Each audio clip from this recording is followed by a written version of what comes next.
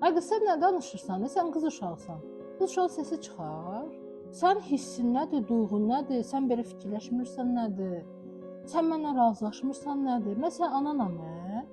Mən səndən böyüyəm, mən təcrübəliyəm, mən daha yaxşı bilirəm.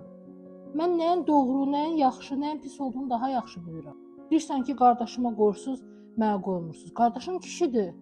Əlbəttə ona hər şey qoyulacaq. O nə istəyir olunacaq. Sən qız uşaqsan. Sənin səsin çıxmamalıdır. Sən öz hissin nədir?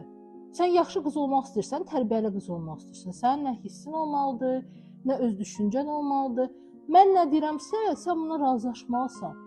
Bizim vaxtımızda biz atamıza, anamıza of deyə bilərdik, ya da yox deyə bilərdik.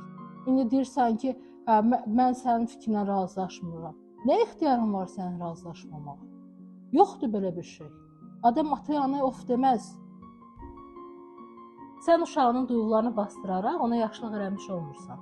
Yaxşı uşaq öz fikri, düşüncəsi, hissi bastırılmış uşaq deyil. Əksinə bunu sağlam şəkildə ifadə etməyə bacaran uşaqdır. Belə uşaqlarda gələcəkdə necə olurlar? Onların öz fikirləri, duyğuları o qədər dərinə bastırılır ki, onlar buna heç fikirləşə bilmirlər ki, mənim düşüncəm necədir, mənim fikrim necədir.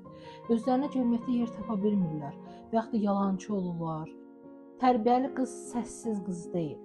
Tərbiyəli qız özünə bir insan kimi, şəxsiyyət kimi davranan, nə istədiyini bilən və qarşı tərəfə nə verəcəyini bilən bir insandır. Bu istər qız, istər oğlan fərqi yoxdur. Tərbiyəli qız və yaxud da tərbiyəli oğlan altında şikəst övladlar böyütməyin.